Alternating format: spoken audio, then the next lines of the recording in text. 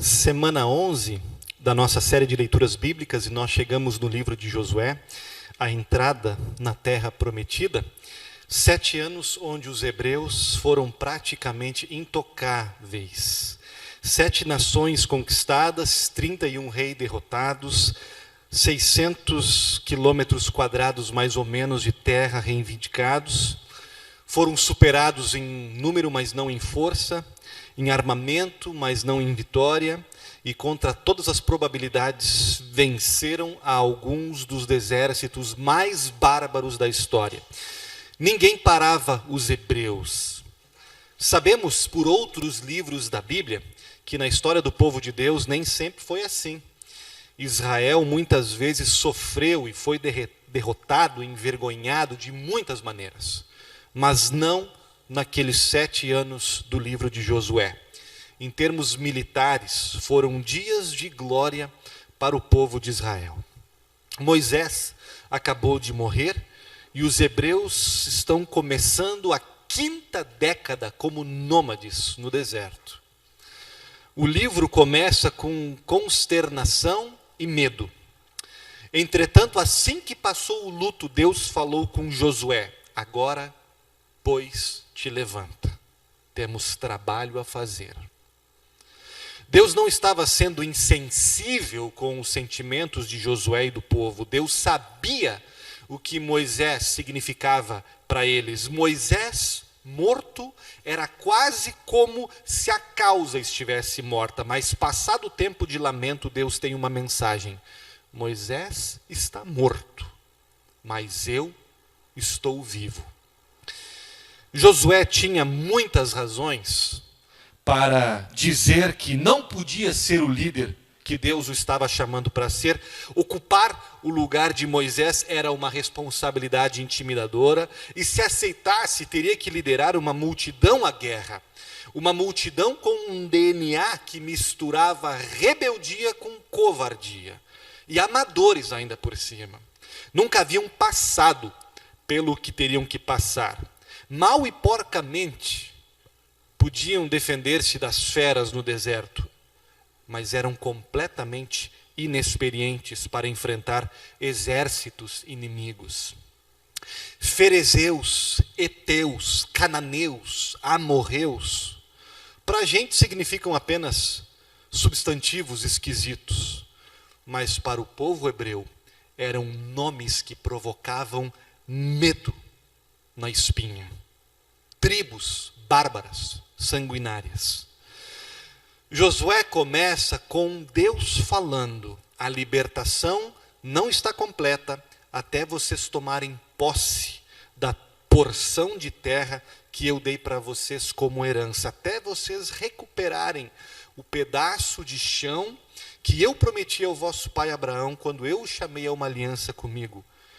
Herança, porção, palavras que se repetem e fazem parte do tema do livro. Deus fala: não tenham medo, vamos em frente. Josué obedece e o povo de Deus marcha e reconquista Canaã.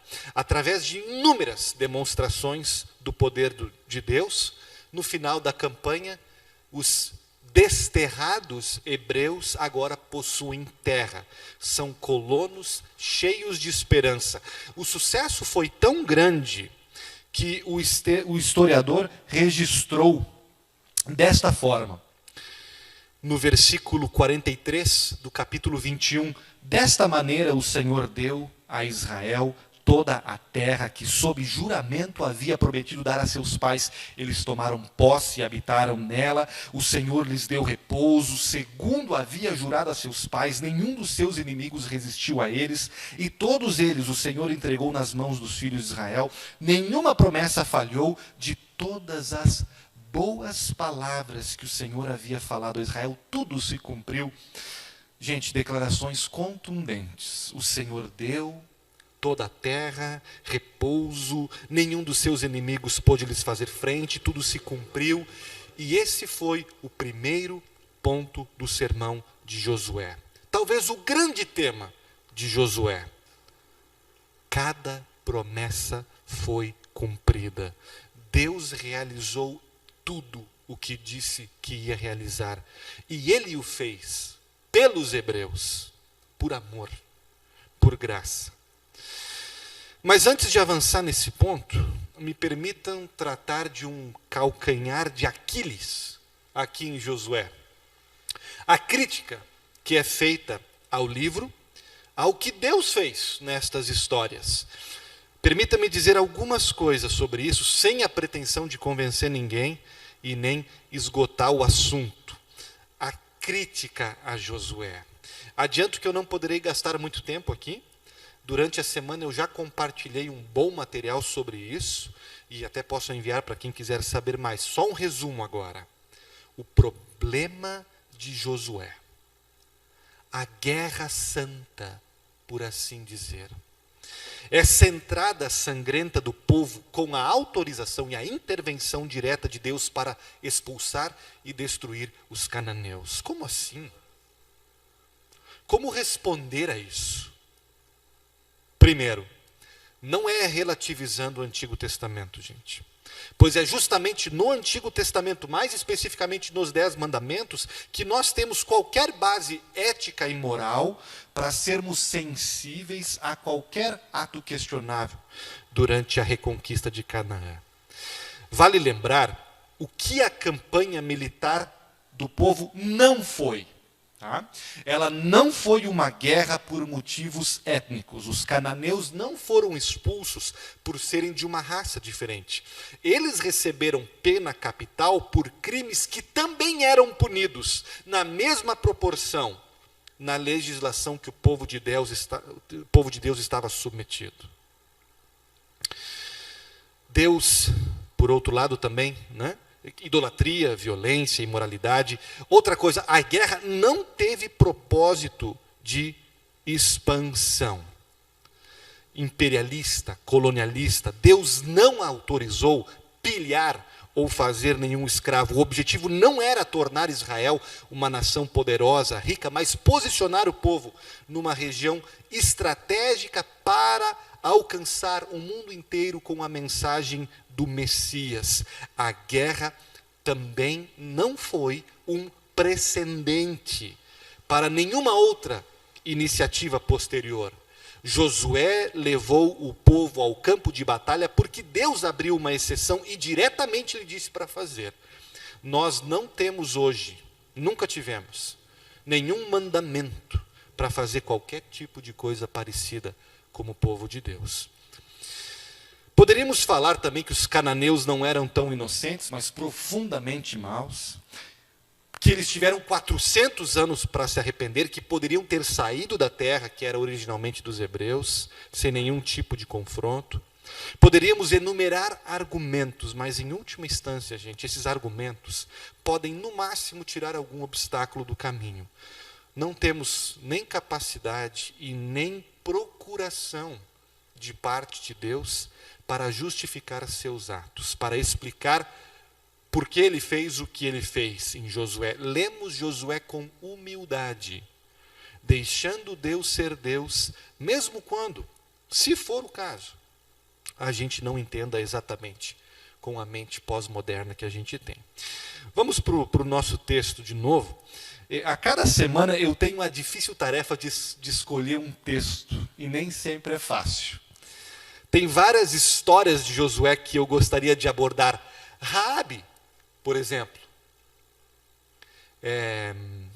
A prostituta estrangeira, que é acolhida por Deus, que se torna tataravó de Jesus.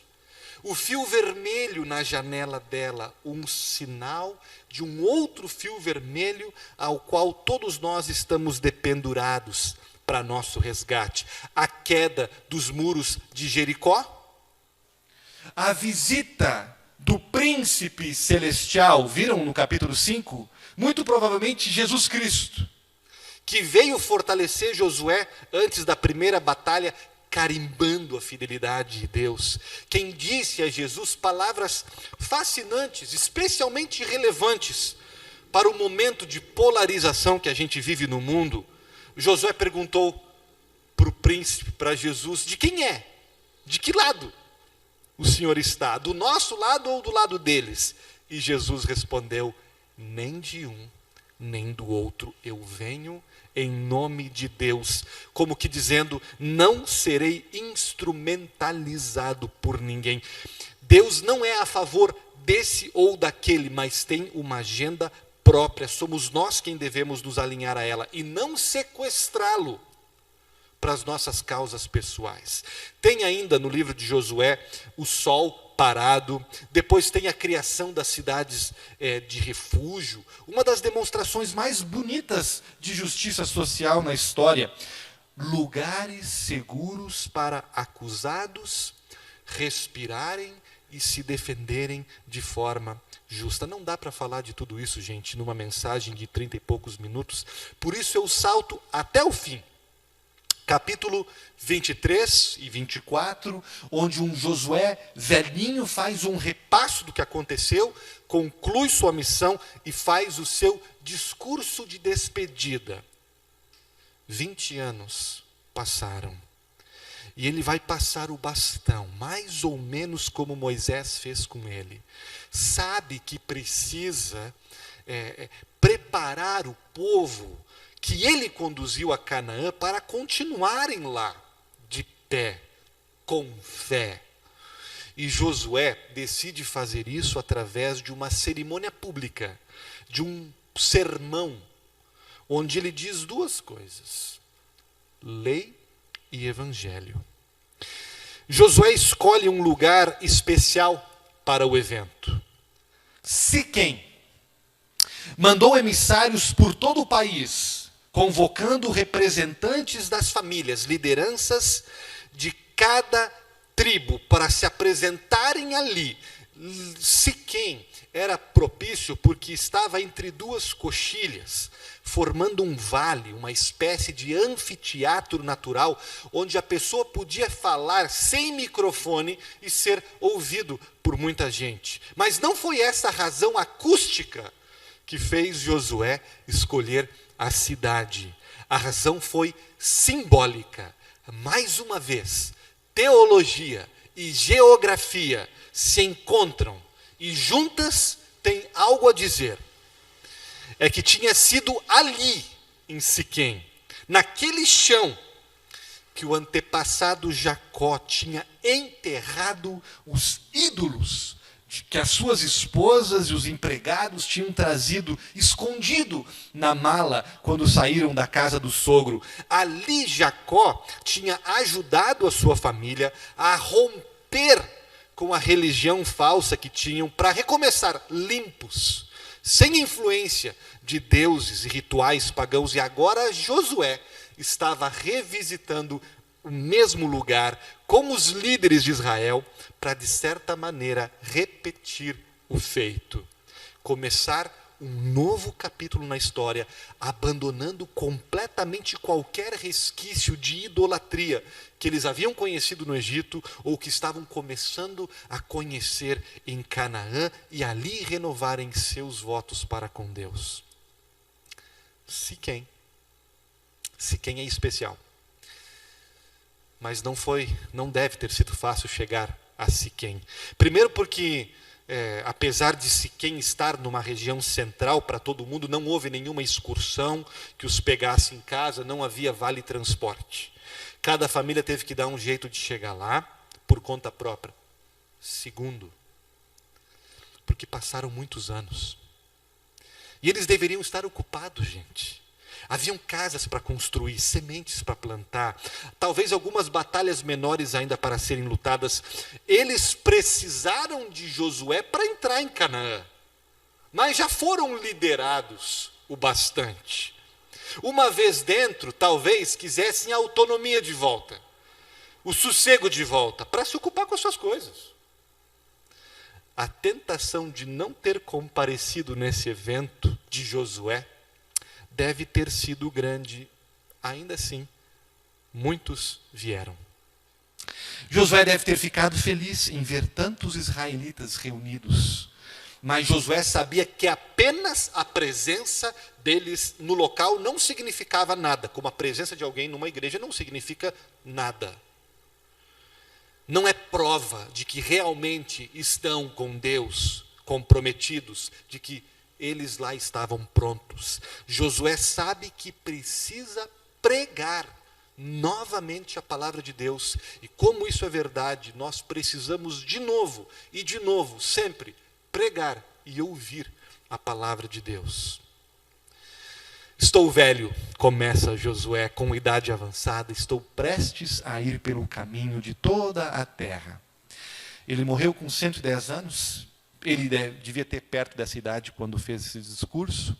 Pensa num senhorzinho encurvado, de cabelos brancos, dirigindo-se para um vale cheio de rostos. Soldados, civis, velhos, jovens, crianças. E eu imagino que quando Josué levanta o braço para falar, todos se calam. Ele os tirou do deserto, atravessou com eles o rio Jordão, levou eles para Canaã. Eu imagino que quando Josué abre a boca, eles abrem os ouvidos. Josué testemunhou cada momento significativo dos últimos 100 anos. Vocês viram tudo o que o Senhor, o seu Deus, o fez. Foi Ele quem lutou por vocês. Suas últimas palavras, Josué quer garantir que eles tenham uma leitura correta do que havia acontecido. Os hebreus não conquistaram a terra por causa das suas habilidades, não por causa da sua habilidade militar, nem mesmo de Josué, mas por causa da habilidade de Deus. Não foi por causa da fé, da fidelidade deles, mas de Deus. Em todo o livro de Josué, aquele que luta, aquele que age, aquele que faz alguma coisa importante é Deus. Não há dúvidas em Josué de quem é o protagonista. Já no capítulo 1, em seu primeiro grito de guerra, um Josué mais jovem comunicou aos seus homens essa verdade. Ele não precisou mexer com os brios de ninguém, como os generais normalmente fazem tão bem à frente da tropa. Apenas disse: vocês atravessarão o rio Jordão para entrar e tomar posse da terra. Na véspera de atravessar o rio, Josué diz: o Senhor fará maravilhas entre vocês. E quando alcançam o outro lado, o Senhor secou o rio perante vocês. E durante o livro todo, Josué martela que Deus é aquele que está por trás de cada vitória, bem como havia prometido no início da campanha.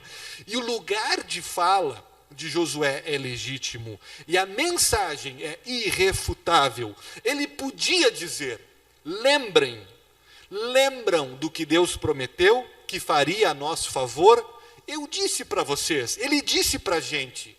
O Jordão se abriu, o sol parou, nós entramos na cidade mais fortificada do país sem disparar uma catapulta.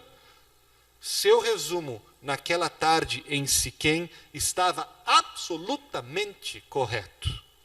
O Senhor expulsou diante de vocês nações grandes e poderosas. Até hoje ninguém conseguiu resistir a vocês. Um só de vocês faz fugir 1000. Pois o Senhor lutou por vocês, como o prometeu. O Senhor lutou conforme prometeu.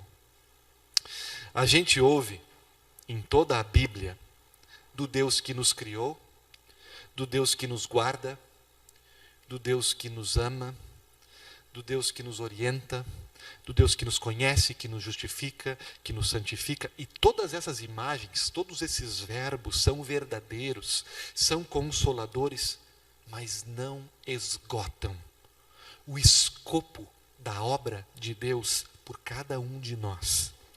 Josué nos traz uma outra imagem, outro verbo de Deus por nós. Em Josué nós aprendemos que esse Deus luta pela gente, vence inimigos pela gente, defende a gente, derruba obstáculos pela gente. Talvez essa mensagem caia como uma luva para vocês. Porque você já leu isso e já creu nessas passagens bíblicas que falam da guerra espiritual que está ao nosso redor, dos principados e potestades.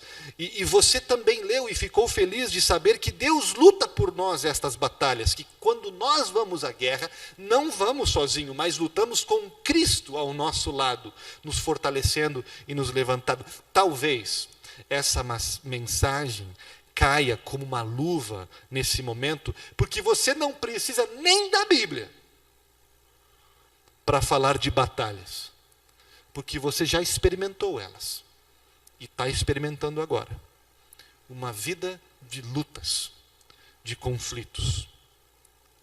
Como a lista encontrada em Josué 12, o rei de Jericó, o rei de Ai, outro, o rei de Jerusalém, outro, o rei de Hebrom, outro, onde vemos um placar de 31 inimigos cananeus vencidos por Deus. E aí você se apropria desse capítulo, atualiza ela para a tua caminhada rumo à tua terra prometida, e faz a tua lista, faz o teu inventário das batalhas, e medo do Covid-19, dúvidas na fé, problemas de saúde, depressão, relacionamentos conflituosos, desvios de caminho, desemprego, crise do pânico, vícios incontroláveis. E aí, se nós somarmos, desde o nosso nascimento, talvez tenhamos bem mais que 31 inimigos cananeus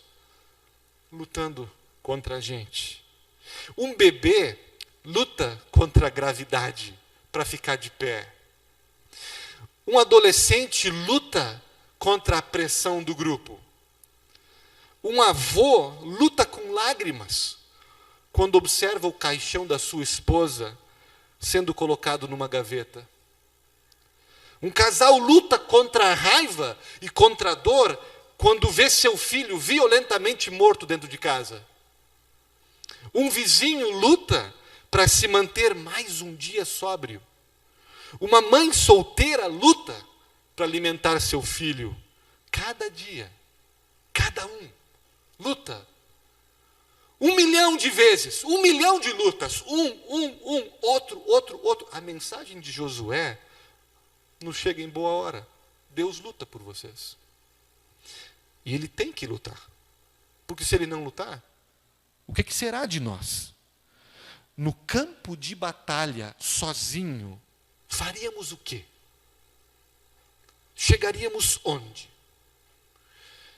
Deixados por nossa conta, nós ainda estaríamos tecendo folhas de figueira para esconder nossas vergonhas. Nós ainda estaríamos construindo torres sem sentido em busca de fama, de likes. Nós ainda estaríamos afundando em lagos da Galileia como fraudes de fé. Gente, não há castelo forte, defesa e boa espada dentro da gente. Só fora. Cuidado com os coaches. Não há força suficiente dentro de você para empoderar o suficiente para as batalhas que você tem. O segredo não é a resiliência que está dentro de vocês, por mais positiva que ela seja, mas a graça de Deus. O máximo que a gente sozinho consegue fazer é dar uns pulos, é dar uns gritos, é tocar desafinadamente alguma trombeta. Quem derruba muros é Deus. O máximo que a gente faz é arregaçar as calças para não molhar a barra, mas quem abre o Jordão é Deus. É o Pai do céu. O máximo que a gente faz é aos trancos e barrancos, altos e baixos, trêmulos e mal treinados, se apresentar para alguma batalha. Quem vence os nossos maiores inimigos é Deus. Toda a tua inteligência, a tua capacidade, que aliás são dádivas de Deus, podem muito da tua vida, mas não te defenderão dos teus maiores problemas. Deus sim. Deus luta por vocês. Para ser sincero, Deus, por amor, ele tem que lutar não apenas pela gente. Ele tem que lutar contra a gente. Isso pode não sair numa ressonância magnética, mas o pecado original produz um fruto violento. Nascemos hostis a Deus, hostis uns aos outros. A batalha antes de fora é dentro da gente. Antes de sair por aí dizendo está amarrado, seria bom lembrarmos que estamos dormindo com o inimigo e ele não é o nosso cônjuge. A carne milita contra o espírito, porque eu não faço o bem que eu quero. Deus tem que lutar contra nós, contra o nosso temperamento, contra a nossa natureza. O caos corre solto no mundo porque o ser humano se acorda todo dia resolvido. Hoje eu vou reinar. Hoje eu vou pegar o que é meu.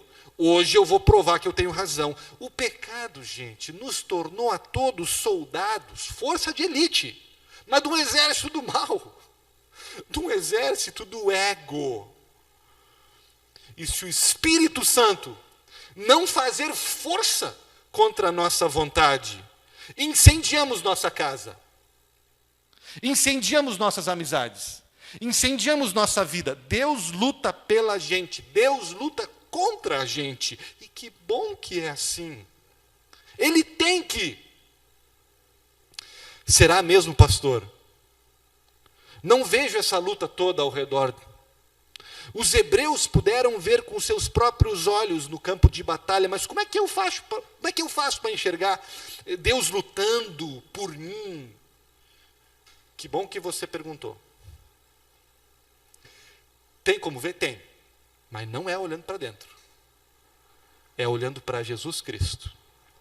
O mesmo Jesus que possivelmente apareceu para Josué no capítulo 5, o mesmo Jesus para quem Josué aponta, ambos com o mesmo nome hebraico, ambos liderando o povo à terra prometida, ambos responsáveis pela libertação do povo, ambos obedientes ao envio de Deus, ambos, mas Jesus muito maior que Josué. A prova que Deus lutava pelo seu povo estava nos feitos que realizava através de Josué. A prova que Deus luta por nós está no que Deus já realizou através do seu Filho Jesus. Gente, quando Jesus desceu do céu e se fez carne, era para lutar por nossa alma. Ele é o soldado apaixonado dos Salmos que o Mateus me lembrou antes. Talvez você não celebra o Natal sob esse prisma de guerra, mas o Apocalipse nos diz que quando Jesus nasceu, foi desencadeada uma terrível luta, guerra, um terrível ataque do dragão, que talvez foi ainda muito mais amplo do que a matança dos inocentes. Deus luta pela gente. Quando Jesus estava no deserto contra o diabo, era por nós que ele estava lutando ali. Quando foi à cruz para conquistar perdão dos nossos pecados, Deus lutou por nós. Em Belém, no deserto, no Getsêmani, no Calvário, no inferno, Jesus lutou por nós e venceu. É a mensagem e a obra de Cristo, e é a mensagem do livro de Josué. E ela nos sensibiliza de tal forma, querida congregação, queridos amigos, que nos chama a responder, convoca uma reação. É o que Josué fará agora na parte final do seu discurso. Josué apela. E ele diz 3 coisas, num versículo. Uma é muito séria, uma é muito engraçada, e a outra é muito famosa. Qual vocês querem primeiro? A séria primeiro. Ele começa dizendo: escolham hoje quem vocês querem servir. Muito sério. Escolham quem vocês querem servir. Vida ou morte. Porque não tem como deixar de assumir essa responsabilidade.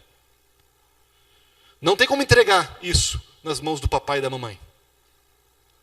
Lembram do Bob Dylan? 2 semanas atrás, alguém vocês vão servir. Bob Dylan, 79. Pode ser que a Deus ou ao diabo, mas alguém vocês vão servir. Ninguém consegue viver sem servir a algo ou alguém. Não tem como ficar isento. Essa escolha a gente não tem. Servir ou não servir. Servir a gente vai. A nossa escolha, e Josué tem razão, é a quem. É o que Josué está dizendo, é muito sério. Escolham a quem. E ele depois diz um negócio engraçado. Escolham hoje, se não lhes agrada servir a esse Deus que lutou por vocês, que venceu tudo e a todos, vocês têm essas outras opções. Ele é como que abre um cardápio de ídolos. A gente sempre tem muita opção. Os deuses que os seus antepassados serviram além do Eufrates, ou os deuses dessa terra. Percebam a ironia. Se não lhes agrada o Deus que lhes carregou no colo até aqui, podem ficar com esses deuses sem fundamento, com essas divindades sem futuro, com esses ídolos que vocês se ajoelham e eles não entregam o que prometem. Querem os deuses cananeus? Boa sorte. Irônico. E por último, uma palavra famosa, que a gente conhece bem. Frase muito conhecida no vocabulário da igreja, é o imã de geladeira mais vendido, né? Pelo menos para os cristãos, adesivo de carro, lema de congresso, tema de retiro, o versículo bíblico mais usado em cerimônias de casamento, o clichê das famílias cristãs. Depois de chamar o povo a responder, Josué conclui: façam vocês o que quiserem, independentemente da decisão de vocês, mesmo que eu tiver que estar sozinho. Eu e a minha casa serviremos ao Senhor. Diante de tudo, gente, que nós vimos e testemunhamos, em resposta a esse Deus que lutou e segue lutando, que foi a cruz por cada um de nós, como poderia ser diferente? Eu e a minha casa, eu e a minha família, serviremos ao Senhor. Não sei, concluindo, como é que vocês recebem essa confissão agora, essa decisão de Josué, se você recebe ela como uma novidade, nunca tinha ouvido antes. Considere com carinho, considere se apropriar dessas palavras, pois elas estão alinhadas à vontade de Deus para a sua vida, que nos comprometamos com Ele, pessoalmente, também com os nossos familiares. Considere não apenas recitar essas palavras como um mantra, mas correr atrás, fazer o máximo, suar, se sacrificar para a concretização delas, sabendo que não será fácil, sabendo que será uma batalha constante, mas eu apelo a vocês, como Josué apelou ao povo: eu e a minha família serviremos ao Senhor. Agora, se você recebe essa frase hoje como um lembrete, porque você já conhecia ela, porque você já aplicava ela, já fazia parte da sua caminhada, você já tem a sua família ao seu lado, na mesma fé, no mesmo compromisso, siga em frente. Siga em pé, cuida para não cair. Mesma fé, mesmo compromisso, siga em frente até o final. Agora, queridos, se essa frase de Josué, eu e minha casa serviremos ao Senhor, lhe chega como um peso, porque talvez você não tem toda a sua família servindo ao Senhor. Se você sofre alguma culpa, porque um filho, um pai, um irmão, aparentemente se desviou da fé, não lhe acompanha mais a Siquém, Deus também quer falar com você hoje. Ele quer tirar o peso dessa culpa, por alguma eventual falha na educação cristã. Deus quer te reafirmar o seu perdão e quer te dizer: não desista, a terra prometida ainda não chegou, Deus te ama e Ele quer os seus filhos e a sua família com muito mais força do que você. E Ele também luta essas batalhas por nós. Amém.